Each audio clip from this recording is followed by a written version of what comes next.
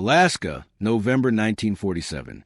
The most famous builder in Kenai County said it looked like a tin can cut in half. The local lumber supplier called it an insult to proper construction. But when Elias Grant welded the last seam on his 12 by 6 foot Quonset mini cabin at the edge of the Kenai Mountains, he wasn't trying to impress anyone. He was trying to survive his first winter in Alaska with $127 in his pocket and a wife 8 months pregnant. What nobody understood, not the experienced carpenters, not the logging camp foreman, not even the county building inspector, who drove out twice to verify it was safe, was that Elias had spent 3 years as a Navy CB in the Aleutian Islands. He'd slept in Quonset huts through winds that bent sheet metal and temperatures that froze diesel fuel solid. And he'd learned something that the timber frame purists of northwestern Alaska hadn't considered. Sometimes the shape of a structure matters more than what it's made of. Today, you're going to understand why the worst idea in Kenai Valley became the most copied design within 2 years. But first, I need you to do something for me. Hit that subscribe button right now, because every week I bring you one real frontier technique that worked when survival wasn't optional. It was the only option. And drop a comment telling me where you're watching from, because I want to know if you're dealing with the kind of cold that makes this story matter. Now, let's see what Elias understood about heat retention that an entire community of expert builders missed. Elias Grant wasn't a revolutionary. He was a 32-year-old sheet metal worker from Sacramento who'd moved to Alaska for logging work that fell through 2 weeks after he arrived. His wife, Lydia, was due in January. His savings were disappearing, and the rental cabin they found, a traditional log structure built in 1923, was bleeding heat so badly that frost formed on the inside walls by morning. The landlord wanted $45 a month. Elias had been paying it, but the math was brutal. Between rent and firewood, he was burning through $70 monthly just to keep Lydia from freezing. The cabin's corner fireplace ate through a half cord of wood every 4 days. And even then, the temperature near the floor stayed below 50 degrees Fahrenheit, while the area near the ceiling baked at 85 degrees Fahrenheit. Lydia spent her days wrapped in blankets, sitting as close to the fire as she dared, and Elias knew that bringing a newborn into that environment in the dead of an Alaska winter was a death sentence. The standard solution in Kenai County was simple. Build a log cabin with a central stone fireplace, chink the gaps with moss and clay, and burn enough wood to keep ahead of the cold. But Elias didn't have the time to build a proper log cabin. Lydia was 8 months along. He didn't have the money to hire it done. A basic 16 by 20 timber frame was running $600 in materials alone, and he'd seen enough poorly built cabins in the valley to know that even the expert method failed when the temperature dropped below zero and the wind came screaming down from the Kenai Mountains. So Elias broke the local rule. He went to the war surplus yard in Seward and bought a damaged 20-foot Quonset hut section for $65. He bought a used oil drum stove for $12. And then he did something that made every carpenter in the valley shake their head. He decided to build his winter cabin inside the Quonset arch, creating a structure that looked like a metal tortoise shell half buried in the Alaska soil. Here's what Elias built and why it looked so wrong to everyone who saw it. The outer shell. He took the 20-foot Quonset section, a half-cylinder of corrugated steel, 12 feet wide and 8 foot tall at the peak, and set on a foundation of railroad ties sunk 2 feet into the ground. The arch ran east-west, minimizing the surface area exposed to the prevailing north wind. The inner structure inside the Quonset shell, he built a smaller timber frame cabin 12 foot x 16 feet with 7 foot walls made of rough-cut pine boards. This created an air gap of 6 inches on each side and 12 inches at the peak between the metal exterior and the wooden interior. Most people thought this gap was wasted space. Elias knew it was a thermal break. The entrance, instead of a door facing wind, he cut an entrance on the south end and built a 4 feet enclosed vestibule, essentially a small airlock made of scrap lumber, so that opening the door didn't dump cold air directly into the living space. The stove placement. He positioned the oil drum stove in the center of the interior cabin, not against the wall. The stove pipe ran straight up to the wooden roof, then through the Quonset arch with a sealed double-walled chimney section through the metal to prevent heat loss and condensation. The floor. He laid a subfloor of rough planks directly on the railroad tie foundation, then added a second floor of tongue and groove boards with a 3 inches gap between them. Into that gap, he packed sawdust from the local mill, 11 cubic feet of it, creating an insulated barrier between the living space and the frozen ground. The ventilation. He cut 2 small vents near the peak of the Quonset arch, covered with wire mesh to prevent moisture buildup in the air gap. This was a detail that made experienced builders scoff. You're going to vent your heat straight to the sky. Now, here's why it seemed stupid to everyone watching. The Quonset looked ugly, a curved metal roof in a valley of hand-hewn log cabins. It seemed flimsy, sheet metal versus 2-foot-thick log walls. It appeared wasteful.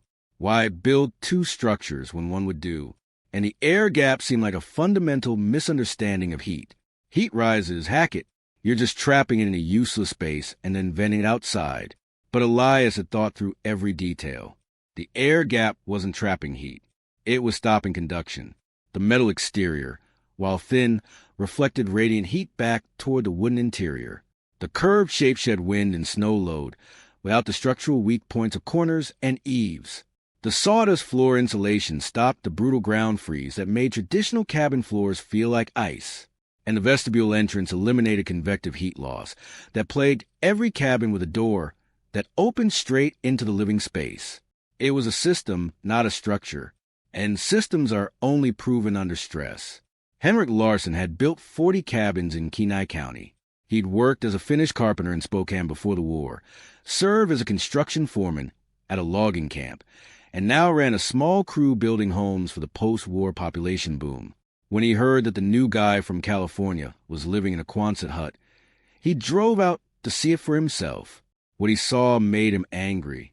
"This isn't a cabin," Larsson said, standing in the snow outside Elias's structure. "This is a shed with a stove in it.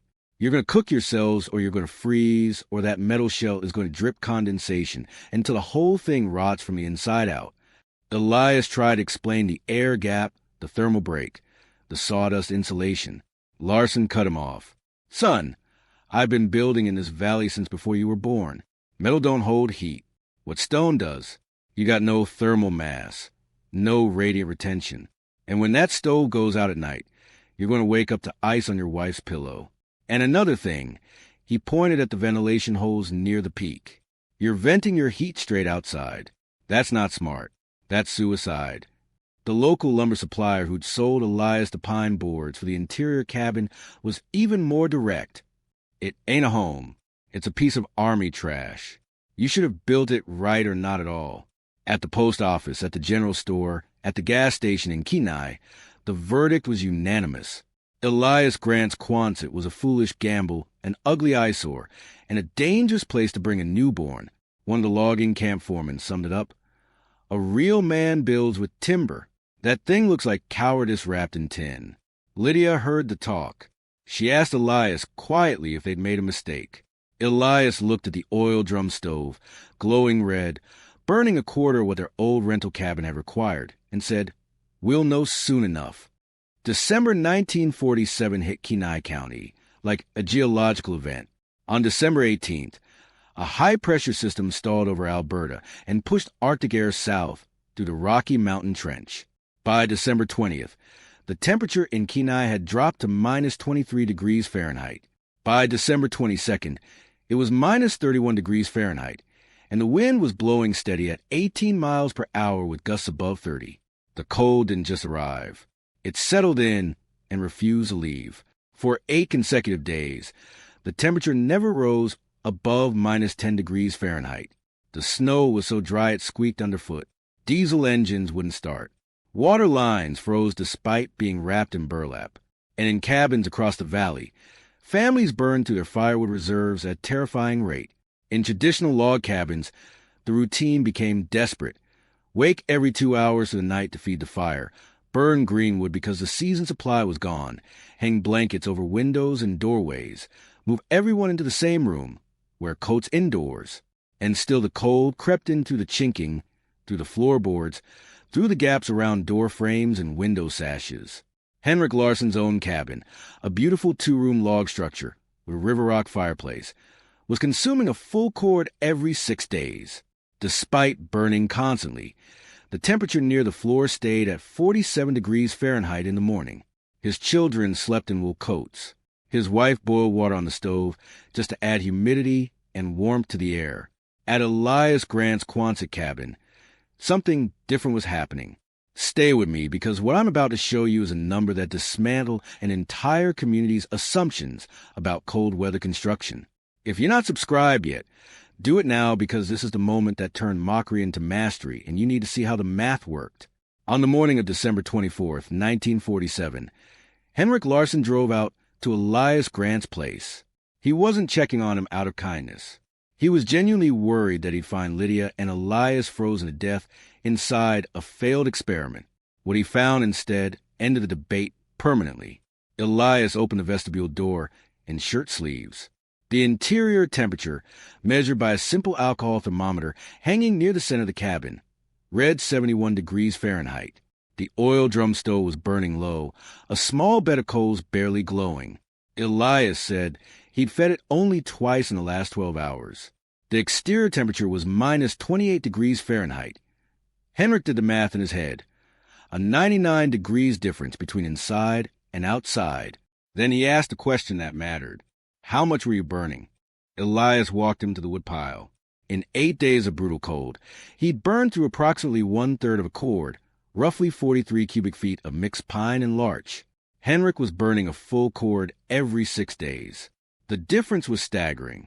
Elias was using less than 30% of the wood that a traditional log cabin required and maintaining a higher, more stable interior temperature. But the real shock came when Henrik knelt and put his hand on the floor. It was warm, not hot, but genuinely warm to the touch, maybe 65 degrees Fahrenheit. In his own cabin, the floor near the walls was cold enough to sting bare feet. How? Henrik asked. Elias explained it simply. The metal shell stops the wind. The air gap stops conduction from the metal to the wood. The sawdust on the floor stops ground freeze. The curved roof sheds snow load and wind without corners where cold can pull, and the vestibule stops convective loss every time I open the door. The stove heats the air stays, and the whole structure holds it. Henrik walked the perimeter of the interior cabin, examining the walls, the ceiling, the stove placement. No condensation, no frost, no ice on the windows, because Elias had installed double-pane windows salvaged from an old storefront, creating another air gap. The system worked not because of one clever trick, but because every element, the shell, the gap, the insulation, the vestibule, the stove position, worked together to minimize heat loss. It was engineering, not magic, but to a community raised on timber frame tradition, it looked like witchcraft. Henrik stood in the vestibule for a long moment, then said, I was wrong. This isn't a cabin. It's better than a cabin. Within a week, 3 other families asked Elias how he built it. By February 1948, the mockery had turned to curiosity. Henrik Larsson, the man who called it army trash, asked Elias to walk him through the construction process step by step. 2 logging families bought damaged Quonset sections from the Seward surplus yard.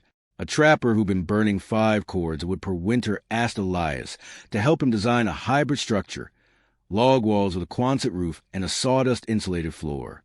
The adaptation spread organically without fanfare. Nobody called it the Grant method. People just started building smarter. Some combined the Quonset arch with traditional log construction. Others used the air gap principle with double-walled timber frames. A few builders started insulating floors with sawdust, shavings, or crumpled newspaper. The vestibule entrance, the simple airlock that Elias had built for $4 in scrap lumber, became standard on new cabins throughout the valley. By the winter of 1949-50, at least 14 structures within 60 miles of Kenai incorporated some version of Elias's design. They didn't look identical. Some were fully metal. Others were hybrids.